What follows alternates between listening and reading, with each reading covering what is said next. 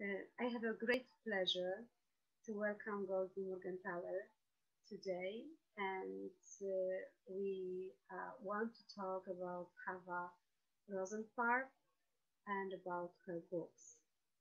The reason is very important and very special because on January 30th in 2011, Chava Rosenfarb passed away. Exactly in January 2011, the Maragadan Dialogue Center started to exist in Wood. And since 2015, we are publishing Chava Rosenfarb books. We found it as a mission because we think that her books are very important to history of Poland, history of Polish Jews, and the history of Łódź, and just for us. And my first question is, what do you think? Do you think that your mom uh, would be happy to know that the Polish public, Polish readers, admires her books? Oh, very much, very much. I think that, oh, she would have been, as we say, over the moon. She would be so happy. Yes. First of all, she wanted to be read and she wanted a large audience, not just the Jewish audience. And yeah, I mean, I think she would be very, very happy. And especially because it's Lodz, right? And it's a city that she wrote about so much and that she really never left in her mind, I don't think. So yes, it would be she would be thrilled for sure.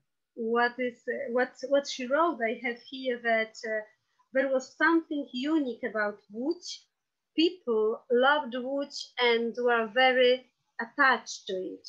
It was said that if you come to Łódź once, you are bound to it forever. This city had charisma, said Chava Rosenfarb. Could you tell something about what did she tell you? Of course, we can read, and also you can read from her books. But what did she tell about her life before the war in Łódź, in Poland? Well, when I was young, she told me all kinds of stories about her childhood, about growing up in Lodz, and then all her friends were from, most of them, not all, but most of them were also from Lodz. So I heard a lot about Lodz growing up, and my aunt, her sister, was obviously also from Lodz.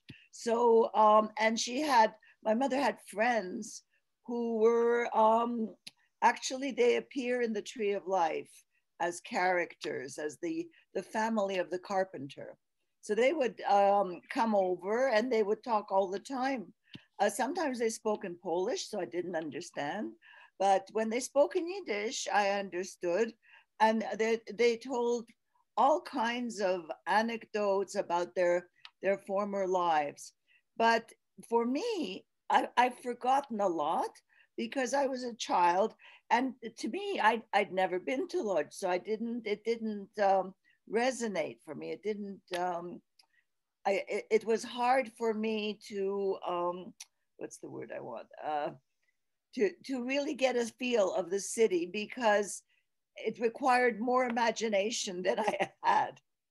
And when you visited first time, which was it a surprise for you? Was it something Yes, similar to your imagination or not?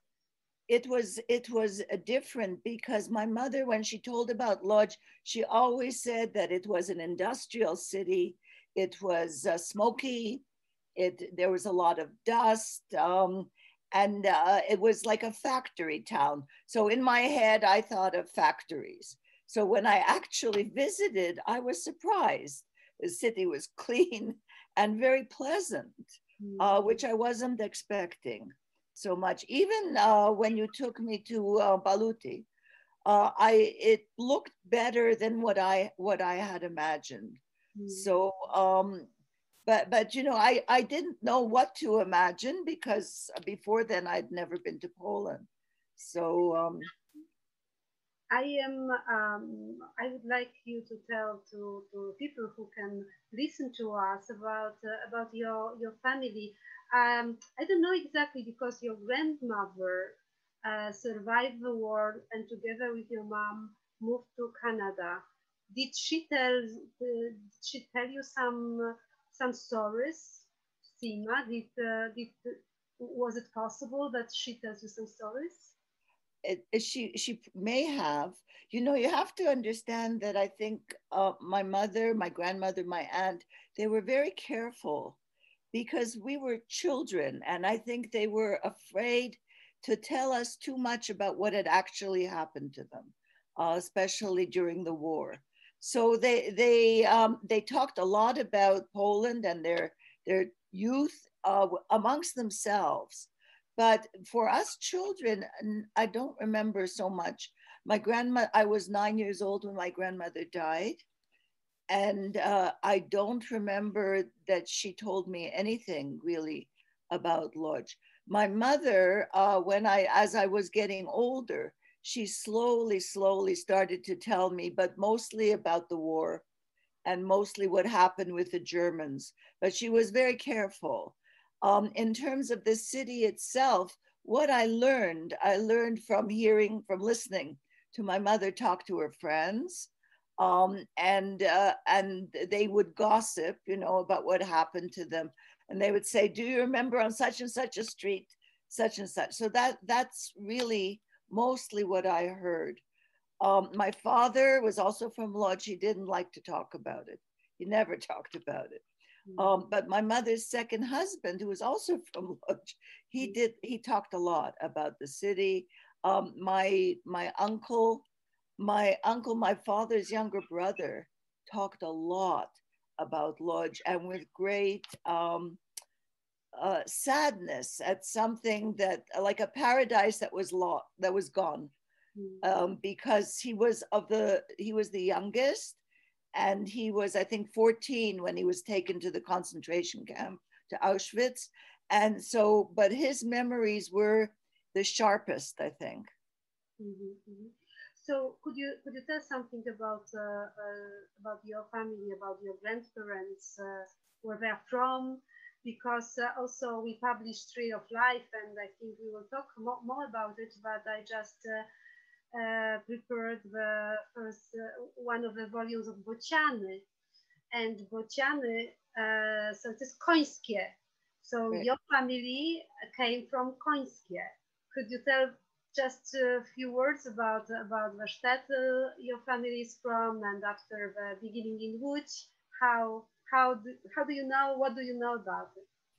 What I know about Koinsk is, which in my family we called it Kinsk, right? So I think that's the Yiddish pronunciation. I know primarily from my mother's books. Yeah. My both my grandparents were from this shtetl of Koinsk, and they knew each other when they lived there, but they both went separately to Lodz to find work in the factories. And there they met again. They became members of the Socialist Party, the Bund. And so they met up, and they had my mother, who was the elder of the two girls, and my aunt, who was the younger sister. In my mother's last novel, Letters to Abrasha, there is a lot about the early years of both her mother and her family in Lodz. There's a lot about Lodz, even more than in some of the other books. So I hope you'll get a chance to translate it. Me too. I think actually it's so important to, so we must do the next step, and I hope it will be possible. So, but you know, when she was writing Tree of Life, it is a book about just before the war and the wartime. she based on her experience, on her own memory and her own stories. When she was writing about Bociany, about Sztetl, and about the story of her grandfather or parents, how did she discover? Because it's so many details. And you remember this moment when she was writing this book, because it was in 80s, yes, when she was writing Bociany. It was in the 80s, yes. How did she discovered so many details, because her mother passed away already and not many people could tell her. So I think, first of all, they had stories, you know, every family has its own stories and they circulate in the, but my mother also, it was a very spread out family. And I think she also kept up with cousins who also had their roots in Bociany. So I think partly that way, but you have to remember that she was a novelist, right? So a lot of it, I think she just made up.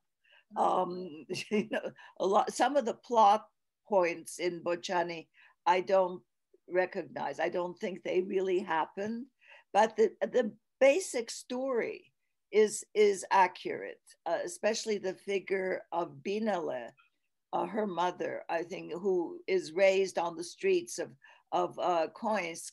That was my grandmother. My grandmother was raised on the streets, and that figure is I think very closely modeled on my grandmother. The other figure, the man Yaakov, was modeled on my mother's father, and there I think she. You know, she lost him right as the war was ending, and she always adored her father. So I think the image of Yaakov in Bociany is a little bit idealized, but even so, the events that he works at a mill, that is true. So I think she drew on her own memories, and she drew on stories that she had heard when she was a child, and she also drew on her imagination. And we are already in Łódź, and so come back to your real story, because of course it's very difficult to divide the fiction and the real story when you discover so many details. And I think it is what you said, that you know a lot from the books, so you can read it as your story, as your family story. Anyway, so we are already in Łódź. Your father and your mother decided to discover the new life in the industrial city of Łódź. And how was the life? Well, so but both my parents. About the book about the real life. The book about the new life. So that's my grandparents. Yeah, it's not my parents. My parents were both born in Łódź. So, so for them, it wasn't a new life, and they both grew up in the city. And I think that in terms of Yiddish literature in particular, there are not that many writers who are from the city. Most of them are from shtetls. Mm-hmm. So my mother, in that sense, is a little bit unusual, and but basically she's writing, her fiction is city fiction, right? It has the smell of industry and cars and traffic and the smell of baute, we feel it exactly. That's right. Yeah, yeah. And the first language of your mom was, of course, Yiddish. Yes. So they spoke Yiddish at home. Yes. And it is very important, the Bund as the background. Could you tell something about this connection to Bund, to the Bund? So when my grandparents came to Łódź, they became they both came from very religious families, very pious families back in Koinsk. but neither one of them really thought that they wanted to be religious. And so they joined with the Bund, which was a big political force in Poland between the two world wars. Huge, like really an important force for Jewish workers in particular. And the Bund privileged Yiddish as a language, right, as opposed to the Zionists who privileged Hebrew. So the Bund was anti-communist, anti-Zionist, but pro-Yiddish and pro-working class Jews. And they fought for equal rights for Jews in Poland.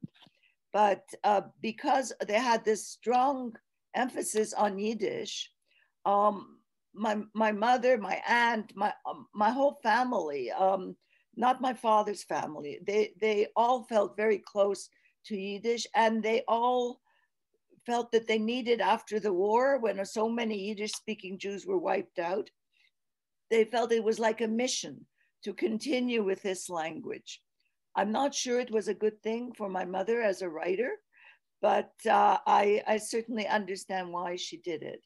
My father, who knew Yiddish just as well and who went to the Bund and who was with my mother, they went to the same school, was a Yiddish school. He stopped speaking Yiddish and he basically forgot it as he got older. He didn't want to speak it. So there you have two different attitudes towards the language. So your home in Canada, it was, you spoke English at home or Yiddish? We spoke Yiddish. I spoke Yiddish when I was a child. I spoke Yiddish until the time. My mother talks about it in an essay. My brother, who is younger than me, he also spoke Yiddish. And once we were on the beach somewhere in Cape Cod, and a little boy tried to play with my brother, and he kept talking to him in English, and my brother didn't understand a word. And finally, the little boy turned to my father and said, "Doesn't he speak language?" And my father said, "Okay, that's it. From now on, no more Yiddish. Everybody speaks English." So we switched, but I was quite old by then. I was maybe 10 years old when we switched. So for me, my mother tongue is Yiddish, not English. I learned English at school. Mm-hmm. You wrote somewhere that Tree of Life is your sister. I wrote that the Tree of Life is my sister? Yes, you wrote somewhere. I don't remember writing that.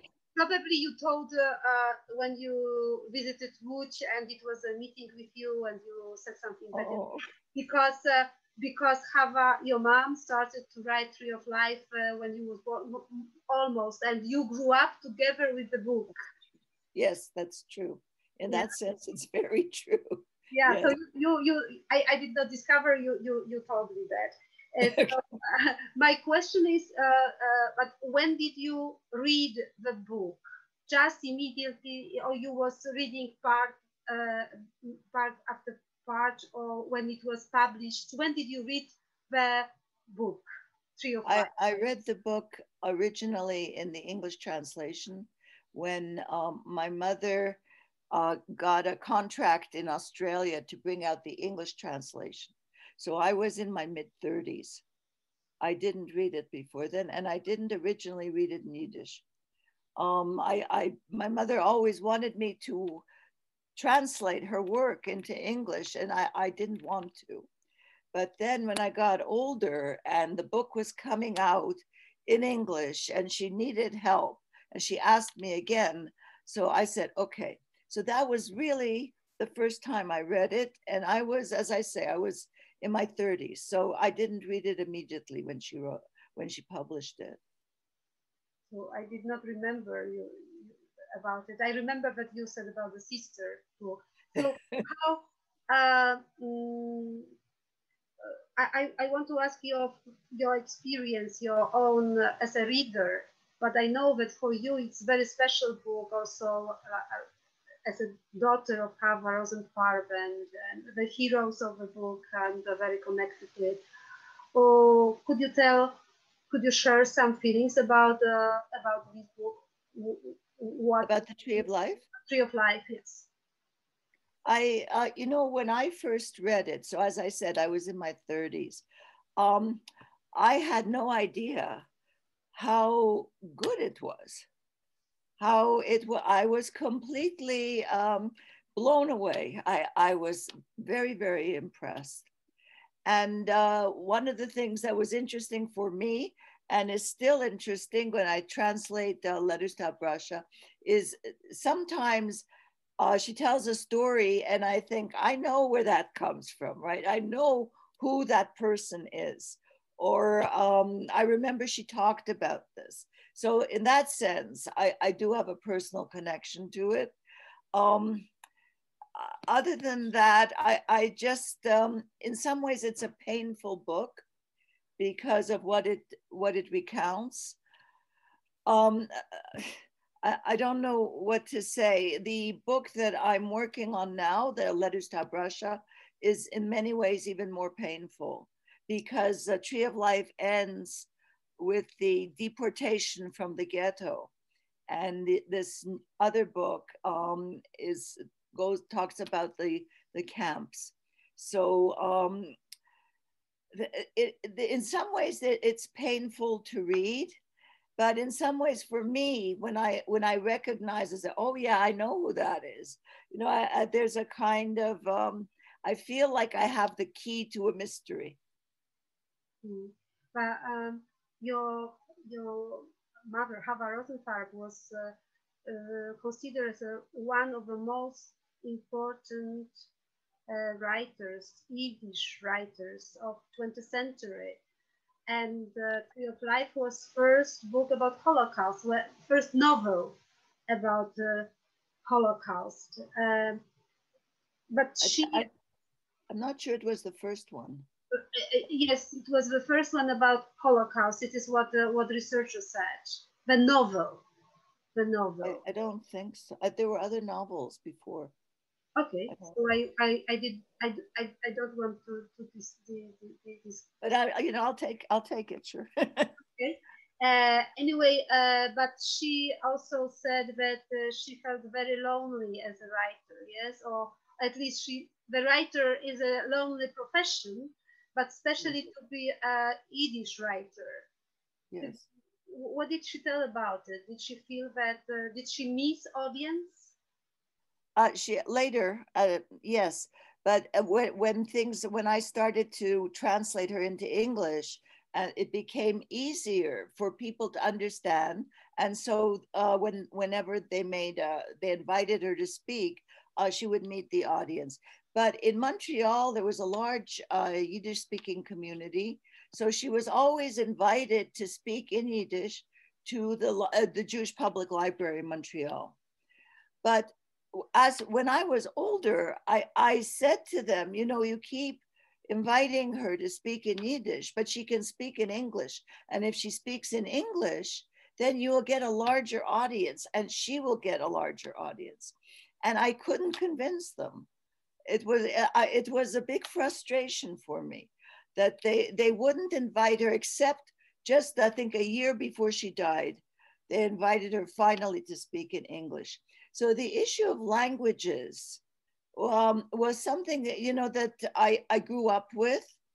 And that was, it's hard to navigate it in some ways between Yiddish and English. And when I was a child, Polish, because I heard a lot of Polish, but I didn't understand anything. So, but my parents, when they wanted me not to understand, they spoke to each other in Polish. Polish, not English. Oh, yeah, of course, because Polish, yeah. But like if I learned that even though I don't understand the Polish, if I wait long enough, they'll switch to a language I do understand, because they were starting to forget their language. They're starting to forget Polish. So the whole issue of, and I lived in Montreal, where you have another problem with language. So language has always been a big issue in my life, and especially in my mother's writing life. So yes, writing is lonely, but when your audience, when your public is diminishing and constantly shrinking, it's even lonelier. And that's why she was desperate to get translated into English, into any European language. She would have been happy, and to have a wider audience. So it is, yes, and I understand more how you immediately help us with Polish publication, because you was, yes, from the beginning you help us a lot to publish the Polish version. And actually also the language problem caused that Chava Rosenfarb was not recognized by the Polish readers before. And I discovered her, and I know that many people who know now her book Tree of Life, and very soon Bociany, they discover her as one of the most important writer, at least here in Łódź, for the history of the city story. We didn't have this kind of a story, actually. So for us, it's so amazing, it's so important, and I am so proud that the Dialogue Center published it. So thank you very much to you and to your brother that you let us do it. Oh, I'm very happy to hear that. So the reception of the book has been good. Yes, very in good. Polish.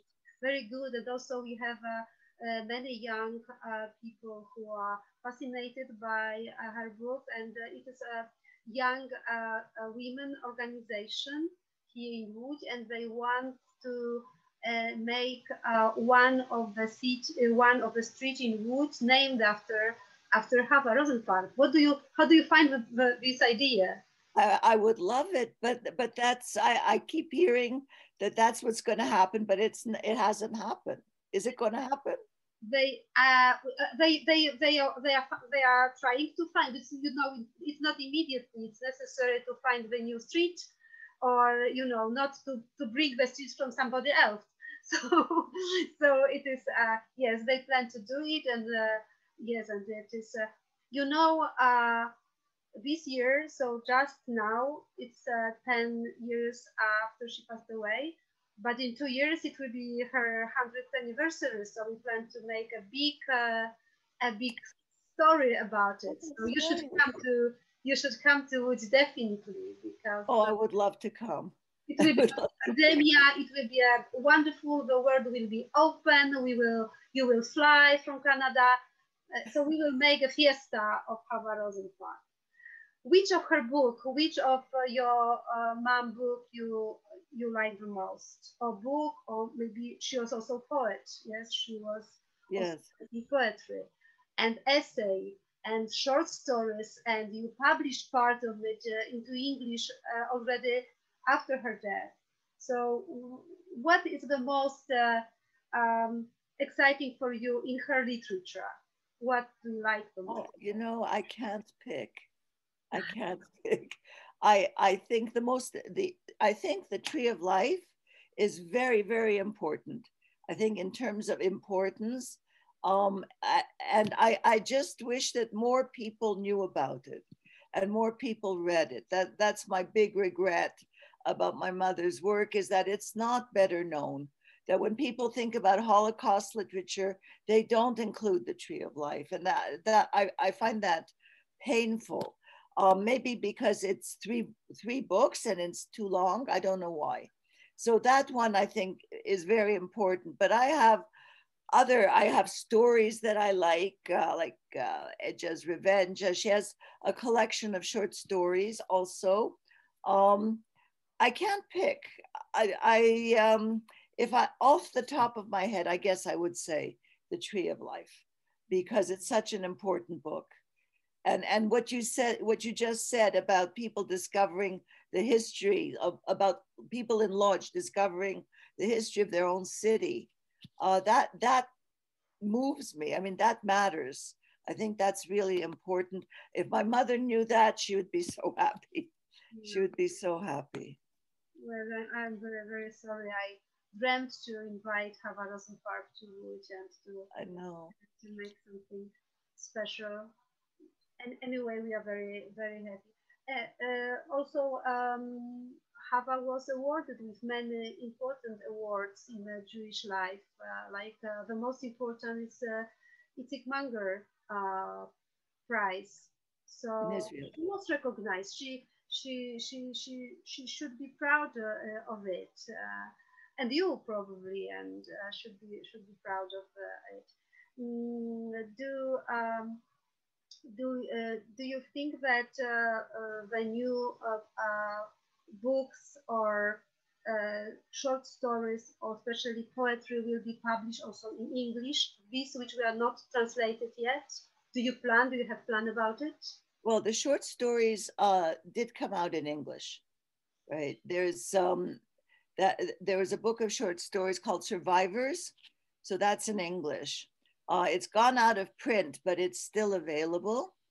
And yes, the only thing that's not published in English yet is Letters to Abrasha, because I haven't finished. I've been working on it for 10 years, and because I have another job, I'm very, very slow. But I have about maybe a third left to go, and I'm hoping next year I'll be finished. So that'll be it, because I think everything else that was important is already in English. I'm also planning a volume of my mother's letters to her friend Zhenya Larson, It is which what I'm waiting for. you're waiting for it. Yes. Could you tell something about this friendship? Because it's an amazing story. I really found it an incredible story. The story of friendship. Could you Yes. tell something about Zhenya and So my mother's best friend when she was a child was a woman called Zhenya Marchinkovska, I think was her name. Yes. And but Zhenya did not go to the Yiddish school.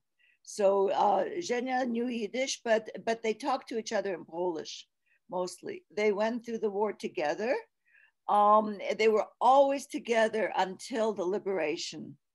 And during the liberation, Zhenya lost her whole family. My mother was luckier. My mother's sister survived and her mother survived. So Zhenya felt that she was, I think she felt that she was, as they say in French, de trop, too much. She was too tied to them. So she decided, Sweden after the war was offering a refuge to Jewish people in DP camps. So Zhenya went off to Sweden. And my mother eventually ended up in Canada. But they kept up correspondence their whole life in Polish. And they, again, both of them started to forget their Polish. I remember my translator was always complaining that the Polish got worse and worse as they got older, but they had no other language together. Both of them wrote a trilogy about the Lodz ghetto. So Zhenya wrote hers I think probably in Polish. It was translated into Swedish, and it became a big bestseller in Sweden. My mother also wrote a trilogy, but in Yiddish. So, and that's why I think that it's not as well known. But Zhenya became a best-selling writer in Sweden. Her husband helped her with the Swedish. I think eventually she started writing directly in Swedish. And so, and they were friends, and they corresponded until really they were both in their 70s. Zhenya was older by 1 year, and then it stopped. And so I got the letters translated from Polish to English was my mother's letters, and then from Swedish to English was letters that Zhenya published in a book about her friendship with my mother. And now I have them all in English, and I want to put them together so that it sounds like a back and forth. And I have a publisher, so when I get a chance to work more on it, I hope I'll be able to get it published. We are looking forward to it. We are really something amazing, both amazing, good writers. Żenia Larsson or Marcinkowska Larsson was not actually a translator. One of her book was translated, but it was published only partly in Midrash. It is kind of oh yeah, the journal.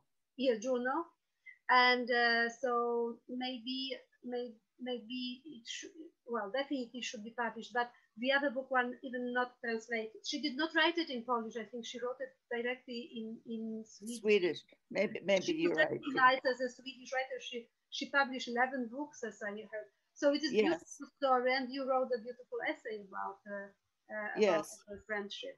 So I want to come back for a moment for translation, because you was working with your mom later on translation, and you wrote somewhere that it was a huge discussion between you about translation. Could you tell something how it looked like, the translation from Yiddish to English with you? Well, when we argued a lot. Yeah, we had big fights. We had big fights. Normally what would happen is, so when we got a computer, this is long ago, I would sit at the computer and my mother would read the Yiddish to me, and I would say, this is how I will translate it. So most of the time it's no problem, but every now and again she didn't like the way her English was fine, so she didn't like the way I put it, and she wanted it a different way. And she wanted to keep, usually we argued over words that she wanted to keep, that were from Polish or were from Yiddish, but I would say nobody who knows English is going to understand, like gymnasium, right, for high school. She insisted that we should use that word. And I said, in English, gymnasium means, you go and do exercises. Nobody's gonna know. So we argued over words, over phrases, things like that. And it got quite heated sometimes because we're both stubborn. Okay. So she wanted her way, I wanted mine. And of course, she was the writer, so she had the final word, but I would say nobody's going to understand this. It's not English. You can't do that. Anyway, so we argued a lot. But in the end, I miss those days, because for me, it made my life very easy. That if I did, there's always things I don't understand. So if I didn't understand something, I could just ask her. Now I have no one to ask. So I put up sometimes on Facebook, does anyone know what this means? Is it Polish? Is it Russian? What is it? But if she had been alive, I could have asked her. And I think this is also the tragedy of all translators from Yiddish, that there are fewer and fewer people who know this language and who know like all the subtleties of it. And so I'm not the only one who sort of misses having a source to go to, who can explain things to me, because there are many things in this book, Brasha, which is about Lodz and about Poland. There are many things there are foreign to me. I don't know what they mean. Right? The name of a soup, for instance, things like that. And so I ask, but it was easier when I could just ask my mother. Because we are today in anniversary of her death, I would like to ask you this very personal question. So, what kind of questions you would ask her today? Today? Yeah. I don't know. You mean about her work or about in general? In general. In general. In general, did you want to ask her some questions you never asked, and you, as you said, because I asked this question because you said it, you miss this time, but you also miss to ask this question to have answers. So which kind of questions you would ask if you can, if you could. I think, you know, after her death, I inherited her apartment in Toronto, and it was full of letters and all kinds of papers, which I'm donating to the University of Toronto. But that's really when I started to learn about her life. And unfortunately, I can't ask her. So she has letters from people, I don't know who they are. You know, they're very neatly put in folders. It's a lot in Polish, in all kinds of languages, Hebrew, it, Yiddish, English. So I don't know who everyone is. Some people I do know. So I would love to ask her that. I would love to ask her more about her early life. You know, with my father, how did they were lovers, well, not lovers, but they were boyfriend and girlfriend from a very early age. um, but in the novels, especially in Nabrasha, the heroine falls in love with somebody else. So is that true? Is that a real person? How, you know, who is everybody? So sometimes I know, but many times I don't know. So it's things like that. And I've also uncovered people, like my mother, when she was a child, she had a crush on on one of her teachers in the lodge in the school. And I just know his name. I know very little about him except that he came to a bad end during the war. He was hanged. So I would like to know more about him. That it's those kinds of questions, you know, that I would like to ask. And of course, there's no one to ask anymore. So sometimes I would ask my aunt, who is still very much alive, but her memory has gone, and she doesn't remember so much anymore. So there really is no one to ask. If we can hear, you know, that we can always come to Łódź and we can discover some, maybe some places, some, maybe some things, but unfortunately, we are not able to answer the questions they only can answer. So I would like to thank you today for this conversation. I want to thank you, Joanna, for books you let us publish, you and your brother Abraham. And we remember here in Łódź about Chava Rosenfarb. She's especially now after translation of. By the way, we have wonderful translators from Yiddish. So thanks. I've been told that. I've been told that the translations are very good. But I want to thank you for helping to make my mother known, especially in Poland, that it matters. You know, it's important. It would have been very important for her, and it's important for me. So I really I thank you from the bottom of my heart, to use a cliche. Thank you so much, and I hope we will come back to talk about Bociany and about Abraszka. I hope we will publish it. You maybe it will be before English translation. We will have Polish translation. It's possible. That's possible. Okay. Thanks a lot. And thank you. Bye bye. Okay. Bye bye.